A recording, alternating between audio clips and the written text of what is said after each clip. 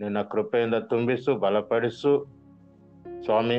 ಈ ದಿನದಲ್ಲಿ ವಾಕ್ಯವನ್ನು ಕೇಳುವಂತ ಪ್ರತಿಯೊಬ್ಬ ಸಹೋದರ ಸಹೋದರಿಯರನ್ನು ನೀನು ಆಶೀರ್ವದಿಸು ಮತ್ತು ಅನೇಕ ಸೇವಕರನ್ನು ಕೂಡ ನೀನು ಆಶೀರ್ವದಿಸು.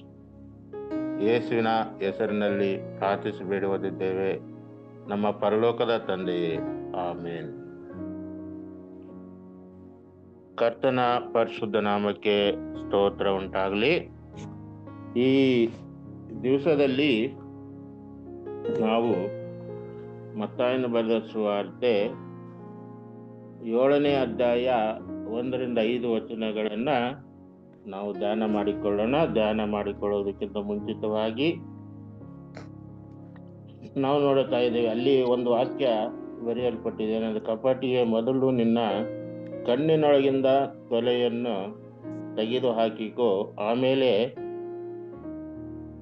ನಿನ್ನ ಸಹೋದರನ ಕಣ್ಣಿನೊಳಗಿಂದ ರವಿಯನ್ನು ತೆಗೆಯುವುದಕ್ಕೆ ಚೆನ್ನಾಗಿ ಕಾಣುವುದು ಎಂಬುದಾಗಿ. ಈ ವಾಕ್ಯ ಭಾಗದಲ್ಲಿ ನಾವು ನೋಡುವಾಗ ಅದಕ್ಕಿಂತ ಮುಂಚಿತವಾಗಿ ನಾವು ಒಬ್ಬ ಮಿಷನರಿ ಜೀವನ ಚರಿತ್ರೆಯ ಬಗ್ಗೆ ನಾವು ನೋಡೋಣ. ಅವರ ಹೆಸರು ಬಂದು ಮಾಲಾ ಮೋಹಿ ಎಂಬುದಾಗಿ. ಮಾಲಾ ಮೋಹಿ ಎಂಬುದಾಗಿ ಅವರ ಹೆಸರು. ಇವರು 1863 ರಿಂದ 1953 ಸೇವೆ ಮಾಡಿದಂಥ ಒಂದು ಸ್ತ್ರೀಯಾಗಿದ್ದುಕೊಂಡು ಇವರು ಬಹಳ ಉತ್ತಮವಾದಂಥ ಒಂದು ಸೇವೆಯನ್ನ ಜನರ ಮಧ್ಯದಲ್ಲಿ ಮಾಡಿರುವುದನ್ನ ಇಲ್ಲಿ ನಾವು ಕಾಣುವಂಥವರಾಗಿದ್ದೇವೆ. ಇವರು ಬಂದ್ಬಿಟ್ಟು ಅವರು 1863 ಅವರು ಜನಿಸ್ತಾರೆ. ಅವರು ಒಂದು ದಕ್ಷಿಣ ಏಷ್ಯಾದ ಒಂದು ಗ್ರಾಮೀಣ ಒಂದು ಪ್ರದೇಶದಲ್ಲಿ ಅವರು ಜನಿಸಿ ಅಲ್ಲಿ ವಾಸ ಮಾಡುವಾಗ ಅನೇಕ ಅವ್ರಿಗೆ ಜನರಿಗಿರುವಂಥ ಒಂದು ಕಷ್ಟ, ಅವರ ಸಮಸ್ಯೆ, ಅವರ ಏನೆಲ್ಲ ಇದೆಯೋ ಅವ್ರಿಗೆಲ್ಲ ಚೆನ್ನಾಗಿ ಗೊತ್ತಿರುವಂಥ ವಿಷಯ ಅವ್ರಿಗೆ. ಯಾಕಂದ್ರೆ ಆವಾಗಿಂದ ಅವ್ರು ಏನು ಮಾಡಿದ್ದಾರೆ, ಸುವಾರ್ತೆ ಪ್ರಯತ್ನಗಳ ಮೂಲಕವಾಗಿ, ಅಂದ್ರೆ ಅವರ ಒಂದು ಶಿಕ್ಷಣದ ಮೂಲಕವಾಗಿ ಮತ್ತು ಕ್ರೈಸ್ತ ಬೋಧನೆಗಳಿಗೆ ಒಂದು ಪ್ರವೇಶವನ್ನ ಅವ್ರು ಪಡೀತಾರೆ. ಇವರು 1863 ಜನಿಸಿ ಅದ ನಂತರ ಅವರು ಒಂದು ಗ್ರಾಮೀಣ ದಕ್ಷಿಣ ಆಫ್ರಿಕಾದ ಕೆಲವು ದಕ್ಷಿಣ ಏಷ್ಯಾದ ಕೆಲವು ಗ್ರಾಮೀಣ ಹಳ್ಳಿಯ ಪರಿಸರದಲ್ಲಿ ಬೆಳೆದಂತ ಒಂದು ಸ್ತ್ರೀ ಇವರಾಗಿದ್ರು. ಇವರು ಬಂದ್ಬಿಟ್ಟು ಮತ್ತು ಅವರ ಶಿಕ್ಷಣ ಮತ್ತು ಕ್ರೈಸ್ತ ಬೋಧನೆಗಳಿಗೆ ಒಂದು ಉತ್ತಮವಾದಂತ ಒಂದು ಸಮಯವನ್ನ ಅವರು ಕೊಡ್ತಾ ಇದ್ದಾರೆ. ಅವರು ಕ್ರೈಸ್ತ ಸುವಾರ್ತೆಯನ್ನು ಅಲ್ಲಿರುವಂತ ಒಂದು ಸ್ಥಳೀಯ ಬೋಧಕರ ಮುಖಾಂತರವಾಗಿ ಸುವಾರ್ತೆ ಬೋಧಕರನ್ನು ಮುಖಾಂತರವಾಗಿ ಎದುರಿಸ್ತಾರೆ. ಅವರ ಆಸೆ ಏನಪ್ಪಾ ಅಂದ್ರೆ, ಎಲ್ಲಾ ರಾಷ್ಟ್ರಗಳಿಗೆ ನಾನು ಸುವಾರ್ತೆಯನ್ನ ಸಾರಬೇಕು. ಅವರು ಒಂದು ಆಲೋಚನೆ ಹಾಕೊಳ್ತಾರೆ, ಏನಂದ್ರೆ ನಾನು ಎಲ್ಲಾ ರಾಷ್ಟ್ರಗಳಿಗೆ ನಾನು ಸುವಾರ್ತೆ ಸಾರಬೇಕು ಅಂತ ಹೇಳಿ ಅವರು ಒಂದು ತೀರ್ಮಾನ ತೆಗೆದುಕೊಂಡು ಅವರು ಆಫ್ರಿಕಾ ಮತ್ತು ಸ್ವಿಟ್ಜರ್ಲ್ಯಾಂಡ್ನಲ್ಲಿ ನಿಷ್ಠಾವಂತ ಒಂದು ಸೇವೆ ಅವರು ಮಾಡುವಂಥವರಾಗಿದ್ದಾರೆ. ನೋಡ್ರಿ, ಈಗಿನ ಕಾಲದಲ್ಲಿ ಆಗಿನ ಕಾಲದಲ್ಲಿ ಅವರ ಒಂದು ಸ್ತ್ರೀ ಆಗಿದ್ದುಕೊಂಡು ಅವರು ದೇವರ ಸೇವೆ ಮಾಡಬೇಕು, ಆ ದೇವರ ಸೇವೆ ಅನೇಕ ಜನರಿಗೆ ಮುಟ್ಟಬೇಕು ಎಂಬುದಾಗಿ ಅವರು ಆಲೋಚನೆ ಹಾಕಿಕೊಂಡು ಆ ಸೇವೆಗೆ ಅವರು ನಿಂದಿರುವುದನ್ನು ನಾವು ನೋಡ್ತಾ ಇದ್ದೇವೆ. ಮತ್ತು ಅವರು ತಮ್ಮನ್ನು ತಾವು ಒಂದು ಸಂಸ್ಕೃತಿಯಲ್ಲಿ ತಮ್ಮನ್ನು ತಾವು ತೊಡಗಿಸಿಕೊಳ್ತಾರೆ. ಅವರು ಅಲ್ಲಿರುವಂತ ಅನೇಕ ಜನರೊಂದಿಗೆ ಅವರು ಒಂದಾಗ್ತಾರೆ ಮತ್ತು ಅವರವರ ನಡುವೆ ಅವರ ನಡುವೆ ವಾಸ ಮಾಡ್ತಾರೆ. ಒಂದಾಗುವುದು ಮಾತ್ರವಲ್ಲದ ಅಲ್ಲಿರುವಂಥ ಅನೇಕ ಜನರೊಟ್ಟಿಗೆ ಅವರು ವಾಸಿಸುವಂಥವರಾಗಿ ಮತ್ತು ಅವರನ್ನು ಹೆಚ್ಚಾಗಿ ಅವರು ಪ್ರೀತಿ ಮಾಡ್ತಾ ಇದ್ರು. ಯೇಸು ಸ್ವಾಮಿ ಕೂಡ ಈ ಲೋಕಕ್ಕೆ ದಾರಿಗಿಳಿದು ಬಂದಾಗ ಅವರು ಯಾರನ್ನು ಕೂಡ ಅವರು ಶಿಕ್ಷಿಸಲಿಲ್ಲ. ಅದೇ ರೀತಿಯಲ್ಲಿ ಅವರು ಪ್ರತಿಯೊಬ್ಬರನ್ನು ಕೂಡ ಪ್ರೀತಿ ಮಾಡಿದ್ರು. ಇವರು ಸುವಾರ್ತೆ ಸೇವೆಗೆ ಹೆಜ್ಜೆ ಇಟ್ಟ ನಂತರ ಕೂಡ ಅವರು ಯೇಸು ಸ್ವಾಮಿ ಹೇಳಿದ ರೀತಿಯಲ್ಲೇ ಅವರು ಜನರ ಮಧ್ಯದಲ್ಲಿ ಅವರ ಪ್ರೀತಿಯನ್ನು ತೋರಿಸುವುದನ್ನ ಇಲ್ಲಿ ನಾವು ನೋಡ್ತೇವೆ. ಮತ್ತು ಯೇಸುವಿನ ಪ್ರೀತಿಯಿಂದ ಅವರ ಅಲ್ಲಿರುವಂತ ಜನರನ್ನ ಅವರ ಮೇಲಕ್ಕೆ ಎತ್ತುವುದನ್ನ ಇಲ್ಲಿ ಕಾಣ್ತಾ ಇದೆ. ಮಾತ್ರವಲ್ಲ, ಇವರ 54 ವರ್ಷಗಳ ಕಾಲ ಅವರು ಆ ಸ್ವಿಟ್ಜರ್ಲೆಂಡ್ ನಲ್ಲಿಯೇ ಅವರು ಸೇವೆಯನ್ನ ಸಲ್ಲಿಸುವಂತವರಾಗಿದ್ದರು. ಅದಾದ ನಂತರ ಕೆಲವು ದಿನಗಳ ನಂತರ ದಕ್ಷಿಣ ಆಫ್ರಿಕಾದಲ್ಲಿ ಬೆಥೆಲ್ ಎಂತಕ್ಕಂಥ ಒಂದು ಅಲ್ಲಿ ಒಂದು ಕೇಂದ್ರವನ್ನು ಸ್ಥಾಪಿಸ್ತಾರೆ. ಸುವಾರ್ಥ ಕೇಂದ್ರವನ್ನ ಸ್ಥಾಪಿಸುವುದನ್ನ ಅಲ್ಲಿ ನೋಡ್ತಾ ಇದ್ದೆ. ಮತ್ತು ತಮ್ಮ ಸಹೋದ್ಯೋಗಿ ಡೋರೆಕ್ ಸಹಾಯದಿಂದ ಅಲ್ಲಿರುವಂತ ಬಲವಾದ ಒಂದು ಸಂಬಂಧಗಳನ್ನ ಅವರು ಬೆಳೆಸ್ಕೊಳ್ಳುತ್ತಾರೆ. ಒಂದು ದೃಢವಾದಂತ ಒಂದು ಸಂಬಂಧಗಳನ್ನ ಬೆಳೆಸ್ಕೊಂಡು ಒಂದು ಆಳವಾದಂತ ಒಂದು ಸುವಾರ್ತೆಗೆ ಅವರು ಬಾಗಿಲು ತೆರೆಯುವುದನ್ನ ಇಲ್ಲಿ ನಾವು ನೋಡುವಂತವರಾಗಿದ್ದೇವೆ. ಕರ್ತನಲ್ಲಿ ಪ್ರೀತಿಯುಳ್ಳವರೇ, ಇವತ್ತು ದೇವರು ನಮಗೆ ಸುವಾರ್ತೆ ಸಾರಲಿಕ್ಕೆ ನೇಮಿಸಿದಾನಂದ್ರೆ ನಾವು ಅನೇಕ ಜನರೊಟ್ಟಿಗೆ ನಾವು ಪ್ರೀತಿಯಿಂದ ಇದ್ದು ಮಾಲಾಮೋಹಿಯವರ ತರ ಅನೇಕ ಜನರನ್ನ ಅವರೊಟ್ಟಿಗೆ ಒಂದಾಗಬೇಕು. ಅವರು ಯೇಸು ಸ್ವಾಮಿ ಪ್ರೀತಿಯನ್ನ ನಾವು ತೋರ್ಪಡಿಸ್ಬೇಕು. ಹಾಗಾದ್ರೆ ಮಾತ್ರ ಅವರು ದೇವರ ಕಡೆಗೆ ತಿರುಗಿಕೊಳ್ಳುತ್ತಾರೆ. ದೇವರ ಮೇಲೆ ಅವ್ರಿಗೆ ಆಸಕ್ತಿ ಬರುತ್ತೆ. ಮಾತ್ರವಲ್ಲದೆ ಇವರು 1827ರಲ್ಲಿ ಅವರು 65ನೇ ವಯಸ್ಸಿನಲ್ಲಿ ಕೂಡ ಅವರು ತಮ್ಮ ಸೇವೆಯಲ್ಲಿ ಅವರು ಉತ್ಸಾಹ ನೋಡ್ರಿ. ಅಷ್ಟು ವಯಸ್ಸಾದ್ರೂ ಕೂಡ ಅವರು ಬಹಳಷ್ಟು ವಯಸ್ಸಾದ್ರೂ ಕೂಡ ಸೇವೆಯಲ್ಲಿ ಇನ್ನೂ ಆಸಕ್ತಿಯನ್ನು ಹೊಂದಿಕೊಳ್ತಾ ಇದ್ದಾರೆ. ಯಾವ ರೀತಿ ಅಂದ್ರೆ ಒಂದು ನಿಜವಾದ ಯೋಧನಂತೆ ಅವರು ಸ್ಥಳದಿಂದ ಸ್ಥಳಕ್ಕೆ ಸ್ಥಳಾಂತರಗೊಂಡ್ರೂ ಪರವಾಗಿಲ್ಲ, ಒಬ್ಬ ನಿಜವಾದ ಯೋಧನಂತೆ ನಾನು ಸುವಾರ್ತೆ ಸಾರಬೇಕು ಎಂಬುದಾಗಿ ಇವರ ಆಲೋಚನೆ. ಅವರು ಒಂದು ಸೇವೆ ಬಂದ್ಬಿಟ್ಟು ಪ್ರೀತಿಯಿಂದ ಉಪಸ್ಥಿತಿಯಿಂದ ಅರಿಯುತ್ತದೆ ಎಂದು ನಮಗೆ ಇಲ್ಲಿ ತಿಳಿಯಲ್ಪಡಿಸ್ತಾ ಇದೆ. ಕರ್ತನಲ್ಲಿ ಪ್ರೀತಿಯುಳ್ಳವರೇ, ನಾವು ಅವರಂತೆ ಜನರೊಂದಿಗೆ ನಡೆಯಲು, ಕ್ರಿಸ್ತನ ಪ್ರೀತಿ ಅವರಿಗೆ ತೋರಿಸಲು ನಾವು ಈ ದಿನಮಾನಗಳಲ್ಲಿ ನಾವು ಸಿದ್ಧರಾಗಿರ್ಬೇಕು.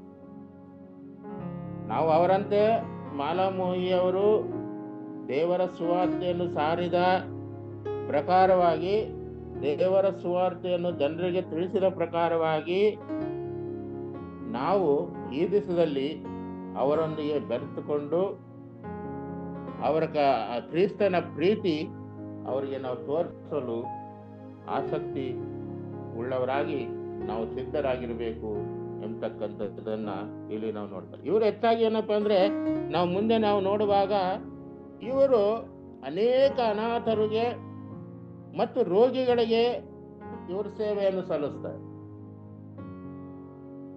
ಅವರಿಗೆ ಎಂತ ಮನೋಭಾವನೆ ಇರ್ತಾರೆ, ಒಂದು ತಾಯಿಯಂತೆ ದೇವರು ಇವತ್ತು ಸಂತೈಸುವ ತಾಯಿಯಂತೆ ನಮ್ಮನ್ನು ಯಾವ ರೀತಿಯಲ್ಲಿ ದೇವರು ನಮ್ಮನ್ನು ಕಾಪಾಡ್ತಾ ಇದ್ದಾರೋ ಆ ರೀತಿಯಲ್ಲೇ ಆ ಒಂದು ಸ್ತ್ರೀ ಏನಂದ್ರೆ ಒಂದು ಉತ್ತಮವಾದಂತ ಒಂದು ತಾಯಿಯಾಗಿ ಅನೇಕ ಜನರೊಂದಿಗೆ ಅವರು ಬೆರೆತುಕೊಂಡು ಅವರಿಗೆ ಸುವಾರ್ತೆ ಸೇವೆಯನ್ನ ತಿಳಿಸಿಕೊಡುವುದನ್ನ ಇಲ್ಲಿ ನಾವು ನೋಡ್ತಾ ಇದ್ದೇವೆ.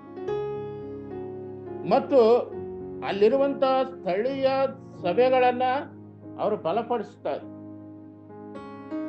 ಮತ್ತು ಹೊಸ ಒಂದು ವಿಶ್ವಾಸಿಗಳಲ್ಲಿ ಉತ್ತಮವಾದಂಥ ಒಂದು ನಂಬಿಕೆ ಮತ್ತು ಐಕ್ಯತೆಯನ್ನ ಉಂಟಾಗುವಂತೆ ಅವರು ಪ್ರೇರೇಪಣೆ ಮಾಡಿದರು. ಅನೇಕ ಸಭೆಗಳನ್ನು ಸಭೆಗಳನ್ನು ಬಲಪಡಿಸ್ತಾರೆ ಮತ್ತು ಅನೇಕ ವಿಶ್ವಾಸಿಗಳಲ್ಲಿ ಹೊಸದಾಗಿ ಬರುವಂತ ಅನೇಕ ವಿಶ್ವಾಸಿಗಳಲ್ಲಿ ನಂಬಿಕೆಯನ್ನು ಹುಟ್ಟಿಸ್ತಾರೆ. ನಂಬಿಕೆ ಅನ್ನತಕ್ಕಂಥದ್ದು ಬಹಳ ಶ್ರೇಷ್ಠವಾದದ್ದು. ಇವತ್ತು ಆ ನಂಬಿಕೆ ನಮಗೆ ಸಾಸಿವೆ ಕಾಳಷ್ಟು ನಂಬಿಕೆ ಇದ್ರೆ ಸಾಕು ಎಂಬುದಾಗಿ ದೇವರು ಹೇಳ್ತಾರೆ. ಆದ್ರೆ ಆ ನಂಬಿಕೆ ಅದು ಬಹಳ ಶ್ರೇಷ್ಠವಾದಂತ ಒಂದು ನಂಬಿಕೆ ಆಗಿರ್ಬೇಕು. ಕರ್ತನಲ್ಲಿ ಪ್ರೀತಿ ಉಳ್ಳವರೇ, ಇವರ ಒಂದು ಸೇವೆ ಅನೇಕ ಸವಾಲುಗಳನ್ನು ಎದುರಿಸುವಂತ ಒಂದು ಸೇವೆ. ಅವರ ನಂಬಿಕೆ, ಅವರ ಪರಿಶ್ರಮ ಅನೇಕ ಗೌರವವನ್ನ ಗಳಿಸುವಂತ ಒಂದು ಸೇವೆ ಆಗಿತ್ತು. ಆಕೆಯ ಸೇವೆ ಈ ಒಂದು ಸ್ತ್ರೀಯ ಒಂದು ಸೇವೆ ಅದು ಉತ್ತಮವಾದಂತ ಫಲವನ್ನ ನೀಡಿತು ಎಂಬುದಾಗಿ ಕೂಡ ಇಲ್ಲಿ ನಾವು ನೋಡ್ತೇವೆ. ಮಾಲಾಮೋಹಿ ಅವರ ಜೀವನ, ಅವರಿಗೆ ಬಹಳ ಇಷ್ಟವಾದಂತ ಒಂದು ವಚನ ಏನಪ್ಪಾ ಅಂದ್ರೆ, ಅವರ ಜೀವನವನ್ನು ಪ್ರತಿಬಿಂಬಿಸುವಂತ ಒಂದು ವಚನ ಏನಪ್ಪಾ ಅಂದ್ರೆ 2 ಕೊರಿಂಥ 10ನೇ ಅಧ್ಯಾಯ 17ನೇ ವಚನವನ್ನ ನಾವು ನೋಡಿಕೊಳ್ಳೋಣ. ಇಲ್ಲಿ ನಾವು ನೋಡ್ತಾ ಇದ್ದೇವೆ ಏನಂತಂದ್ರೆ, ತನ್ನನ್ನು ತಾನೇ ಹೊಗಳಿಕೊಳ್ಳುವವನು ಯೋಗ್ಯನಲ್ಲ. ತನ್ನನ್ನೇ ತಾನೇ ಹೊಗಳಿಕೊಳ್ಳುವವನು ಯೋಗ್ಯನಲ್ಲ. ಕರ್ತನು ಯಾರನ್ನು ಹೊಗಳುತ್ತಾನೋ ಅವನೇ ಯೋಗ್ಯನು. ಇವತ್ತು ತನ್ನನ್ನು ತಾನೇ ಹೊಗಳಿಕೊಳ್ಳುವಂತವರು ಅನೇಕರು ಇದ್ದಾರೆ.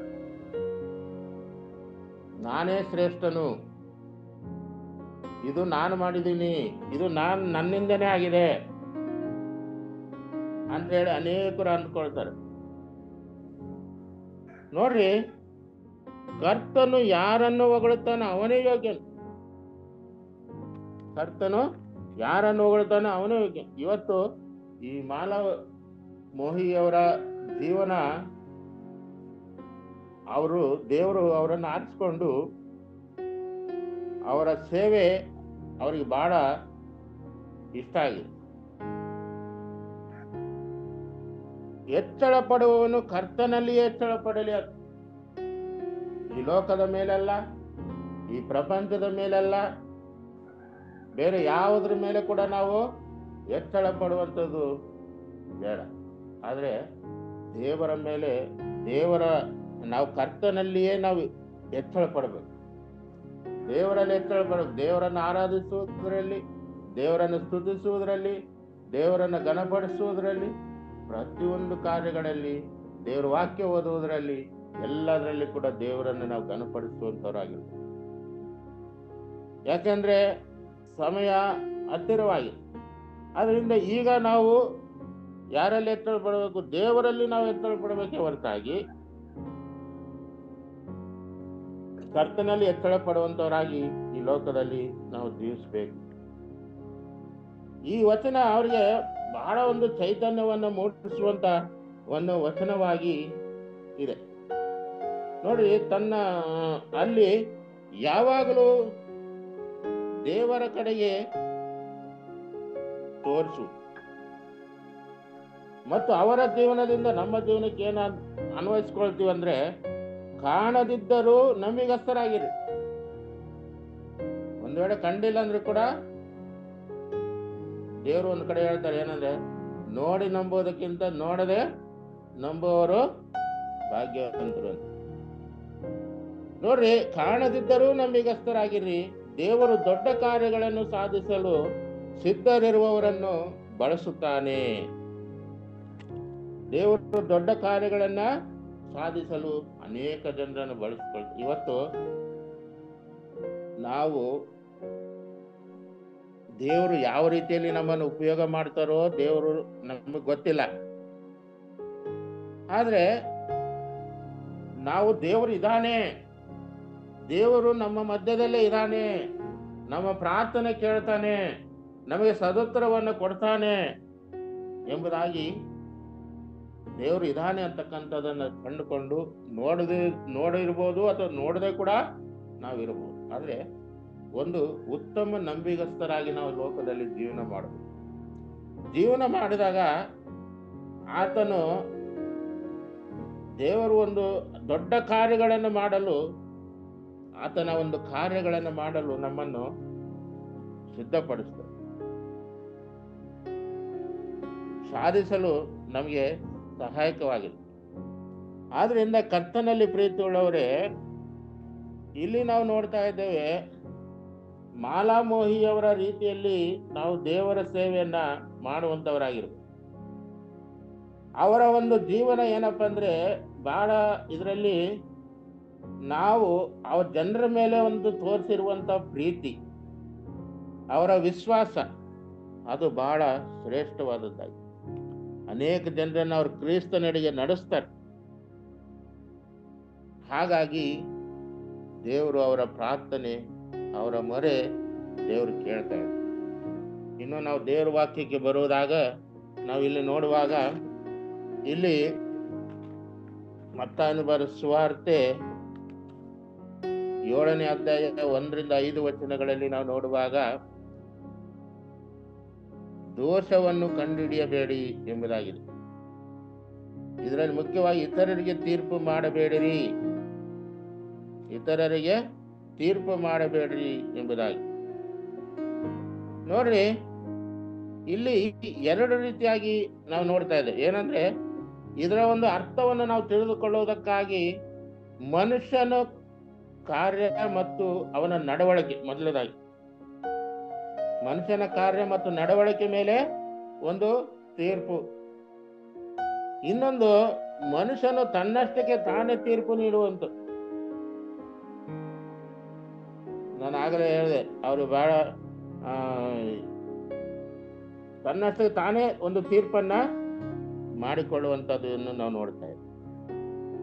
ನೋಡ್ರಿ, ಕರ್ತನಲ್ಲಿ ಪ್ರೀತಿಯುಳ್ಳವರೇ, ಇಲ್ಲಿ ದೇವರ ವಾಕ್ಯದಲ್ಲಿ ಏನ್ ಹೇಳ್ತಾ ಇದೆ ಅಂದ್ರೆ, ನಾವು ಮನುಷ್ಯನ ನಡತೆ, ಆತನ ಉದ್ದೇಶ, ಅವನ ಆಲೋಚನೆ, ಅಂತರಂಗದ ಜೀವಿತ, ಆತನ ಆತ್ಮ ವಿಷಯಗಳ ಬಗ್ಗೆ ನಾವು ತೀರ್ಪು ಮಾಡಲೇಬಾರದು. ಯಾವುದಕ್ಕೂ ನಾವು ತೀರ್ಪು ಮಾಡುವುದಕ್ಕೆ ಆಗೋದಿಲ್ಲ. ಇವುಗಳಿಗಾಗಿ ಯಾರಿದ್ದಾರೆ? ದೇವರೇ ಒಂದು ನ್ಯಾಯ ತೀರ್ಪನ್ನ ಕೊಡುವಂತವರಾಗಿ. ಮತ್ತು ಅಪೊಸ್ತಲನಾದಂತ ಪೌಲನು ಕೂಡ ಒಂದು ಮಾತು ಹೇಳ್ತಾ ಇದ್ದಾನೆ. ಏನಂತಂದ್ರೆ, ಮತ್ತೊಬ್ಬನ ಸೇವಕನ ವಿಷಯವಾಗಿ ತೀರ್ಪು ಮಾಡುವುದಕ್ಕೆ ನೀನು ಯಾರು? ರೋಮಾಪುರದವರು ಬರೆದ ಪತ್ರಿಕೆ 14ನೇ ಅಧ್ಯಾಯ 4ನೇ ವಚನದಲ್ಲಿ ಬರೆಯಲ್ಪಟ್ಟಿದೆ, ಮತ್ತೊಬ್ಬ ಸೇವಕನ ವಿಷಯವಾಗಿ ತೀರ್ಪು ಮಾಡುವುದಕ್ಕೆ ನೀನು ಯಾರು? ಹೌದು, ನಾವು ಯಾರು? ಮತ್ತೊಬ್ಬ ಸೇವಕನ ವಿಷಯವಾಗಿ ತೀರ್ಪು ಮಾಡೋದಕ್ಕೆ ಯಾಕೆ ನಾವು ಅದಕ್ಕೆ ಯೋಗ್ಯರಲ್ಲ. ಯಾಕಂದ್ರೆ ನಮ್ಮಲ್ಲೇ ಅನೇಕ ತಪ್ಪುಗಳಿರ್ತಾವೆ, ನಮ್ಮಲ್ಲೇ ಅನೇಕ ಪಾಪದ ಕಾರ್ಯಗಳಿರ್ತಾವೆ, ಅನೇಕ ದೋಷಗಳಿರ್ತಾವೆ. ಇವೆಲ್ಲವುಗಳು ಇಟ್ಟುಕೊಂಡು ಮತ್ತೊಬ್ಬ ಸೇವಕನ ವಿಷಯವಾಗಿ ನಾವು ಅಸಡ್ಡೆಯಾಗಿ ಮಾತಾಡೋದಕ್ಕೆ, ಆತನ ಮೇಲೆ ನ್ಯಾಯ ತೀರ್ಪು ಹೇಳೋದಕ್ಕೆ ನಾವು ಯೋಗ್ಯರಲ್ಲ ಎಂಬುದಾಗಿ ಇಲ್ಲಿ ಬರೆಯಲ್ಪಟ್ಟಿದೆ. ನೋಡ್ರಿ, ಅಪೊಸ್ತಲನಾದ ಪೌಲ ಮತ್ತೊಬ್ಬನ ಸೇವಕನ ವಿಷಯವಾಗಿ ತೀರ್ಪು ಮಾಡುವುದಕ್ಕೆ ನೀನು ಯಾರು? ಅವನು ನಿರ್ದೋಷಿಯಾಗಿ ನಿಂತರೂ ದೋಷಿಯಾಗಿ ಬಿದ್ದರೂ ಅದು ಅವನ ಯಜಮಾನನಿಗೆ ಸೇರಿದ್ದು. ನಿರ್ದೋಷಿಯಾಗಿದ್ದರೂ ಕೂಡ ಅವನು ಒಂದು ನಿರ್ದೋಷಿಯಾಗಿರ್ಬೋದು, ಅಥವಾ ದೋಷಿಯಾಗಿ ಕೂಡ ಅವನು ಬಿದ್ದಿರ್ಬೋದು. ಇದು ಅವರ ಯಜಮಾನರಿಗೆ ಸೇರಿತ್ತು ಎಂಬುದಾಗಿ. ಇವತ್ತು ದೇವರಿಗೆ ಸೇರಿ ದೇವರು ನಮ್ಮನ್ನು ನೋಡ್ತಾರೆ. ನಾನು ಉತ್ತಮವಾದಂತ ಒಬ್ಬ ಒಳ್ಳೆ ವ್ಯಕ್ತಿಯ, ನಾನು ನಿರ್ದೋಷಿಯಾಗಿ ನಿಂತಿನ, ದೋಷಿಯಾಗಿ ಬಿದ್ದಿನ, ಅದೆಲ್ಲ ಕೂಡ ದೇವರಿಗೆ ಗೊತ್ತು. ಅವರು ನೋಡ್ತಾರೆ. ನಮ್ಮ ಯಜಮಾನರು ಅವರು ನಮ್ಮನ್ನು ನೋಡ್ಕೊಳ್ತಾರೆ. ಆದ್ರೆ ನಾವು ತೀರ್ಪು ಮಾಡುವುದಕ್ಕೆ ಯೋಗ್ಯರಲ್ಲ ಎಂಬುದಾಗಿ ಇಲ್ಲಿ ನಾವು ನೋಡ್ತಾ ಇದ್ದೀವಿ. ಮತ್ತು ಲೂಕನ ಬರೆದ ಸುವಾರ್ತೆ 18ನೇ ಅಧ್ಯಾಯ 11ರಲ್ಲಿ ನಾವು ನೋಡ್ತಾ ಇದ್ದೇವೆ. ಅಲ್ಲಿ ಕೂಡ ಫರಿಸಾಯ ಮತ್ತು ಸುಂಕದವನ ವಿಷಯದಲ್ಲಿ ಕೂಡ ನಾವು ಒಂದು ನೋಡ್ತಾ ಇದ್ದೇವೆ. ಏನಪ್ಪಾ ಅಂದ್ರೆ ಅಲ್ಲಿ ಒಂದು ತೀರ್ಪು ಮಾಡಿಕೊಳ್ಳುವಂತ ಒಂದು ಉದಾಹರಣೆಯನ್ನ ನಾವು ಕಾಣ್ತೇವೆ. ಫರಿಸಾಯನು ತನ್ನ ಪಕ್ಕದಲ್ಲಿ ನಿಂತಿದ್ದ ಸುಂಕದವನನ್ನು ನೋಡಿ, ದೇವರೇ, ನಿನಗೆ ಉಪಕಾರ ಸಲ್ಲಿಸುತ್ತೇನೆ, ಸುಲುಕೊಳ್ಳುವವನು ಅನ್ಯಾಯಗಾರನು ಆಧಾರ ಮಾಡುವವನು ಉಳಿದ ಜನರಂತೆ ನಾನಲ್ಲ ಅಂದುಕೊಳ್ಳುತ್ತಾನೆ. ನಾನು ಒಳ್ಳೆಯವನು, ನೀನು ಕೆಟ್ಟವನು ಅಂದುಕೊಳ್ತಾನೆ. ಹೀಗೆ ಬೇರೆಯವರನ್ನು ನಿಂದಿಸುವಂತ, ಹೀನೈಸುವಂತ ಮನೋಭಾವವು ಅದು ತಪ್ಪಾಗಿದೆ. ಬೇರೆಯವರನ್ನು ನಾವು ನಿಂದಿಸುವುದು, ಹೀನೈಸುವಂತ ಮನೋಭಾವ ಅದೇನಾಗಿದೆ, ತಪ್ಪಾಗಿದೆ ಎಂಬುದಾಗಿ ಇವತ್ತು ನಾವು ನೋಡ್ತೀವಿ. ತೀರ್ಪು ಮಾಡಬೇಡ. ಅದಕ್ಕೆ ಅವ್ರು ಹೇಳ, ಮೊದಲು ನಿನ್ನ ಕಣ್ಣಿನೊಳಗಿರುವಂತ ರವಿಯನ್ನ ತೆಗೆದುಕೋ, ಆಮೇಲೆ ನಿನ್ನ ಸಹೋದರಿ ಕಣ್ಣಿನಲ್ಲಿರುವಂತ ರವಿಯನ್ನ ತೆಗೆದುಹಾಕ್ಲಿಕ್ಕೆ ಅದು ಸುಲಭವಾಗುತ್ತೆ.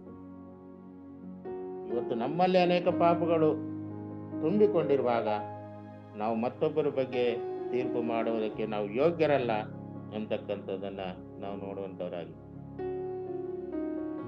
ನೋಡ್ರಿ. ಈ ರೀತಿಯಾದಂತ ಒಂದು ತೀರ್ಪು ನಾವು ಯಾವತ್ತೂ ಮಾಡಬಾರದು. ಫರಿಸಾಯರಂತ ಜನರು ಯಾವಾಗಲೂ ಬೇರೆಯವರ ತಪ್ಪುಗಳನ್ನ ಅವರು ನೋಡ್ತಾ ಇದ್ರು. ಅವರು ಯಾವಾಗಲೂ ಬೇರೆಯವರನ್ನು ತುಳಿಯುವುದಕ್ಕೆ ಪ್ರಯತ್ನ ಮಾಡ್ತಾ ಇದ್ರು. ಒಬ್ಬನು ತನ್ನ ತಪ್ಪು ಮಾಡುವುದನ್ನು ನೋಡಿ ಮತ್ತು ಪಾಪ ಮಾಡುವುದನ್ನು ನೋಡಿ ಫರಿಸಾಯರು ಅನೇಕರು ಸಂತೋಷ ಪಡುತ್ತಾರೆ ಮತ್ತು ಇತರರು ಮಾಡಿದ ಕೆಟ್ಟ ಸಂಗತಿಗಳನ್ನು ಕೇಳಲು ಕೂಡ ಅವರು ಇಷ್ಟಪಡ್ತಾ ಇದ್ರು. ರೋಮಪುರ 14ನೇ ಅಧ್ಯಾಯ 10ರಿಂದ 13 ವಚನಗಳಲ್ಲಿ ಬರೆಯಲ್ಪಟ್ಟಿದೆ. ಇದನ್ನ ಆಮೇಲೆ ಓದಿಕೊಳ್ಬಹುದು. ಮತ್ತು ನಾವು ಇತರರನ್ನು ನಡೆಸಿದಂತೆ ದೇವರು ನಮ್ಮನ್ನು ನಡೆಸುತ್ತಾನೆ. ಇತರರನ್ನು ನಡೆಸಿದಂತೆ ದೇವರು ನಮ್ಮನ್ನು ನಡೆಸ್ತಾನೆ. ಯಾಕೆಂದ್ರೆ ಇವತ್ತು ಯಾವ ರೀತಿಯಾಗಿ ಈ ಲೋಕದಲ್ಲಿ ಇದ್ದುಕೊಂಡು ನಾನು ಸುವಾರ್ತೆ ಸಾರ್ತಾ ಇದ್ದೀನಿ, ಯಾವ ರೀತಿಯಲ್ಲಿ ಜನರನ್ನು ಮಾರ್ಪಡಿಸ್ತಾ ಇದ್ದೀನಿ, ಯಾವ ರೀತಿಯಲ್ಲಿ ಕ್ರಿಸ್ತನ ಪ್ರೀತಿಯನ್ನು ಅವರ ಮಧ್ಯದಲ್ಲಿ ಹಂಚಿಕೊಳ್ತಾ ಇದ್ದೀನಿ ಎಂಬತಕ್ಕಂಥದ್ದನ್ನು ಒಂದು ಸಾರಿ ನಾವು ಗಮನಿಸಿ ನಾವು ಸೇವೆಯನ್ನು ಸಲ್ಲಿಸಬೇಕು. ಮಾಲಾಮೋಹಿ ಅವರು ಅವರ ಜೀವನದಲ್ಲಿ ಅವರ ಯೇಸು ಸ್ವಾಮಿ ತೋರಿಸಿದಂಥ ಪ್ರೀತಿ ಅನೇಕ ಜನರಿಗೆ ತೋರಿಸಿ ಅಲ್ಲಿರುವಂತ ಅನೇಕ ಜನರಿಗೆ ಕ್ರಿಸ್ತನ ಸುವಾರ್ತೆಯನ್ನು ಸಾರಬೇಕು. ಆ ಸಾರುವುದರ ಮುಖಾಂತರ ಅನೇಕ ಮಕ್ಕಳು ದೇವರನ್ನ ಕಂಡುಕೊಳ್ಳಬೇಕು ಎಂಬುದಾಗಿ ಅವರ ಆಸೆ, ಅವರ ಬಯಕೆ ಆಗಿತ್ತು. ಅದೇ ರೀತಿಯಲ್ಲಿ ಅವರು ಸೇವೆ ಮಾಡಿದ್ದಾರೆ ಮತ್ತು ಅವರ ಆ ಜೀವಮಾನದಲ್ಲಿ ಅನೇಕ ಕಷ್ಟಗಳು, ತೊಂದರೆಗಳು ಬಂದಾಗಲೂ ಯಾವುದಕ್ಕೂ ಭಯಪಡಲಿಲ್ಲ. ಅಲ್ಲಿರುವಂತಹ ಅನೇಕ ಸೇವಕ ಅನೇಕ ವಿಧವಾದಂಥ ಸುವಾರ್ತೆಯನ್ನು ಅವರ ಸಾರಿ ಇವತ್ತು ಅವರೊಬ್ಬ ಮಿಷನರಿಯಾಗಿ ಈ ಲೋಕದಲ್ಲಿ ಅವರು ಜ್ಞಾಪಕವಾಗಿ ನಮ್ಮ ಮಧ್ಯದಲ್ಲಿದ್ದಾರೆ. ಅದಕ್ಕೋಸ್ಕರವಾಗಿ ದೇವರು ಅವರನ್ನು ಉತ್ತಮ ರೀತಿಯಲ್ಲಿ, ಯಾಕಂದ್ರೆ ಅವರು ದೇವರ ಕಾರ್ಯಗಳಿಗೆ ಪ್ರತಿಯೊಂದರಲ್ಲಿ ಅವರು ದೇವರನ್ನ ತಗ್ಗಿಸಿಕೊಂಡು ಅವರ ಸುವಾರ್ತೆಯನ್ನ ಅವರು ಮಾಡಿದ್ದಾರೆ. ಹಾಗಾಗಿ ನಾವು ಕೂಡ ಕ್ರಿಸ್ತನ ಪ್ರೀತಿಯನ್ನು ಅನೇಕ ಜನರ ಮಧ್ಯದಲ್ಲಿ ಹಂಚಿಕೊಡುತ್ತಾ ಉತ್ತಮವಾದಂಥ ಸೇವೆಯನ್ನ ನಾವು ಮಾಡುವಂಥವರಾಗಿರೋಣ.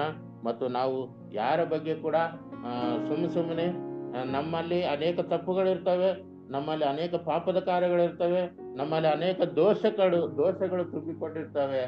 ಆದರೆ ನಾವು ಮತ್ತೊಬ್ಬರ ಮೇಲೆ ನಾವು ತಪ್ಪುಗಳನ್ನು ಹೊರಿಸುವುದು ತಪ್ಪು ಎಂಬತಕ್ಕಂಥದ್ದನ್ನು ಕೂಡ ಇವತ್ತು ನಾವು ನೋಡಿದೆ. ಯೇಸು ಸ್ವಾಮಿಯವರು ಇದ್ದಾರೆ. ಅವ್ರ ಕೊನೆಯಲ್ಲಿ ನ್ಯಾಯ ತೀರ್ಪಿನ ದಿನದಲ್ಲಿ ಅವರು ಒಂದು ಉತ್ತಮವಾದಂಥ ಒಂದು ತೀರ್ಪನ್ನು ಕೊಡ್ತಾರೆ. ಅಲ್ಲಿವರೆಗೂ ನಾವು ಅವರು ಮಾತ್ರ ನಮಗೆ ತೀರ್ಪು ಕೊಡುವಂಥವ್ರು, ನಾವಲ್ಲ. ಈ ದಿನದಲ್ಲಿ ನಾವು ಅಲ್ಲಿ ನಾವು ಒಂದಿಲ್ಲ ಒಂದು ದಿವಸ ಆ ನ್ಯಾಯಾಸನದ ಮುಂದೆ ನಾವು ನಿಲ್ಲಬೇಕಾಗುತ್ತೆ. ಅವಾಗ ಮಾತ್ರ ಯೇಸು ಸ್ವಾಮಿಯವರು ತೀರ್ಪು ಕೊಡ್ತಾರೆ. ಆದರೆ ನಾವು ಇತರರನ್ನು ತೀರ್ಪು ಕೊಟ್ಟು ಅವರನ್ನು ಶಿಕ್ಷಿಸಿ ಅವರಿಗೆ ಇದು ಮಾಡುವುದು ತಪ್ಪಾಗುತ್ತೆ. ಆದ್ರಿಂದ ನಾವು ಉತ್ತಮವಾದಂತಹ ಸೇವೆಯನ್ನ ಅನೇಕ ಜನರಿಗೆ ಹಂಚಿಕೊಡೋಣ. ದೇವರು ಈ ವಾಕ್ಯಗಳ ಮುಖಾಂತರವಾಗಿ ನಿಮ್ಮ ಕುಟುಂಬಗಳನ್ನು ಆಶೀರ್ವದಿಸಲಿ ಪ್ರಾರ್ಥಿಸಿಕೊಳ್ಳೋಣ. ತಂದೆಯಾದ ದೇವರೇ, ಮಾಲಾಮೋಹಿಯವರ ಜೀವನವನ್ನು ನಾವು ನೋಡಿದ್ದೇವೆ. ಕರ್ತನೇ, ಅವರು ಉತ್ತಮವಾದಂತಹ ಸೇವೆಯನ್ನು ಸಲ್ಲಿಸಿದಂಥ ಒಂದು ಸ್ತ್ರೀಯಾಗಿದ್ದುಕೊಂಡು ಕೂಡ ಸ್ವಾಮಿ, ಅವರು ಅನೇಕ ರಾಷ್ಟ್ರಗಳಲ್ಲಿ ನಾನು ಸುವಾರ್ತೆಯನ್ನು ಸಾರಬೇಕು ಎಂತಕ್ಕಂಥ ಉತ್ತಮವಾದಂಥ ಒಂದು ಛಲ ಅವರಿಗೆ ಉಂಟಾಗಲಿಕ್ಕಾಗುವಂತೆ, ಮತ್ತು ಅದೇ ರೀತಿಯಲ್ಲಿ ಅವರು ಅನೇಕ ರಾಷ್ಟ್ರಗಳಲ್ಲಿ ಸೇವೆ ಮಾಡಿ ಅನೇಕ ಜನರ ಮಧ್ಯದಲ್ಲಿ ಅವರು ವಾಸಿಸಿ ಅವರ ಅನೇಕ ಜನರ ಪ್ರೀತಿಯನ್ನು ಹೊಂದಿಕೊಂಡು ಕರ್ತನೆ ಅವರಿಗೆ ಸುವಾರ್ತೆಯನ್ನು ಸಾರುವಂತೆ ನೀನು ಸಹಾಯ ಮಾಡಿದಿ. ಅದಕ್ಕಾಗಿ ನಿನಗೆ ಸ್ತೋತ್ರ. ಇವತ್ತಿನ ದಿನಮಾನಗಳಲ್ಲಿ ಸ್ವಾಮಿ ಅನೇಕ ಸೇವಕರು ಸೇವೆಗಳನ್ನು ಮಾಡ್ತಾ ಇದ್ದಾರೆ. ಅವರ ಕುಟುಂಬಗಳನ್ನು ಆಶೀರ್ವದಿಸು ಕರ್ತನೆ. ಅವರ ಸ್ವಾಮಿ ಯಾವ ರೀತಿಯಲ್ಲಿ ಸೇವೆ ಮಾಡ್ತಾ ಇದ್ದಾರೋ ಅದು ನಿನಗೆ ಗೊತ್ತುಂಟು ಕರ್ತನೆ. ಅವರ ಜೀವನ ಕೂಡ ಮಾಲಾಮೋಹಿ ಅವರ ರೀತಿಯಲ್ಲಿ ಸ್ವಾಮಿ ಅದು ನಿನಗೆ ಅದು ನಿನ್ನ ಜ್ಞಾಪಕದಲ್ಲಿ ಸ್ವಾಮಿ ಪ್ರತಿಯೊಬ್ಬ ಸೇವಕರು ಇರ್ಲಿಕ್ಕೆ ಆಗುವಂತೆ ನೀನು ಸಹಾಯ ಮಾಡು. ಉತ್ತಮವಾದಂಥ ಸೇವೆಯನ್ನು ಮಾಡಬೇಕು, ಉತ್ತಮವಾದಂಥ ರೀತಿಯಲ್ಲಿ ಅನೇಕ ಜನರೊಟ್ಟಿಗೆ ಪ್ರೀತಿಯನ್ನು ಹಂಚಿಕೊಳ್ಳಬೇಕು, ಅನೇಕ ಹೊಸ ವಿಶ್ವಾಸಿಗಳಲ್ಲಿ ಉತ್ತಮವಾದಂಥ ನಂಬಿಕೆಯನ್ನು ಹುಟ್ಟಿಸ್ಬೇಕು. ಹಾಗಾಗುವಂತೆ ನೀನು ಸಹಾಯ ಮಾಡು. ಮತ್ತು ವಿಶೇಷವಾಗಿ ನಮ್ಮ ಎಲ್ಲ ಕಲ್ವರಿ ಚಾಪಲ್ ಸಂಸ್ಥೆಯ ಸೇವೆಗಳನ್ನ ನೀನು ಆಶೀರ್ವಾದ ಮಾಡು. ಅನೇಕ ಸೇವಕರನ್ನು ಆಶೀರ್ವಾದ ಮಾಡು. ಮತ್ತು ಕರ್ತನೆ ಪ್ರತಿಯೊಬ್ಬ ಕುಟುಂಬಗಳನ್ನು, ಅನೇಕ ವಿಶ್ವಾಸಿಗಳ ಕುಟುಂಬಗಳನ್ನು ಕೂಡ ನೀನು ಆಶೀರ್ವದಿಸು ಕರ್ತನೆ. ವಿಶೇಷವಾಗಿ ಅವರ ಕುಟುಂಬಗಳಲ್ಲಿ ಯಾವ ಕಷ್ಟ, ಯಾವ ಸಮಸ್ಯೆ, ಯಾವ ತೊಂದರೆ, ಏನೆಲ್ಲ ಇದಾವ ಸ್ವಾಮಿ, ಅದರಿಂದ ನೀನು ಬಿಡುಗಡೆಯನ್ನು ಕೊಡು ಎಂಬುದಾಗಿ ನಾವು ಪ್ರಾರ್ಥನೆ ಮಾಡ್ತಾ ಇದ್ದೇವೆ. ಮತ್ತು ವಿಶೇಷವಾಗಿ ಸ್ವಾಮಿ ನಾವು ಬೇಡ್ಕೊಳ್ಳೋದು ಮುಖ್ಯಸ್ಥರಾದಂಥ ಎಲ್ಬನವರನ್ನು ಮತ್ತು ನವನೀತ್ ಹೈನವರನ್ನು ಮತ್ತು ಯಾದಗಿರಿ, ಹುಕ್ಕೇರಿ, ಶಿವಮೊಗ್ಗ ಮತ್ತು ಬೇರೆ ಬೇರೆ ಅನೇಕ ರಾಜ್ಯಗಳಲ್ಲಿ ನಡೆಯುವಂಥ ಸೇವೆಗಳನ್ನು ನೀನು ಆಶೀರ್ವಾದ ಮಾಡು.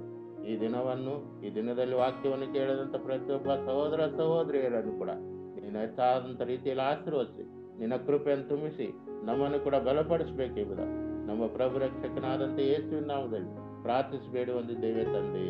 ಆಮೆನ್.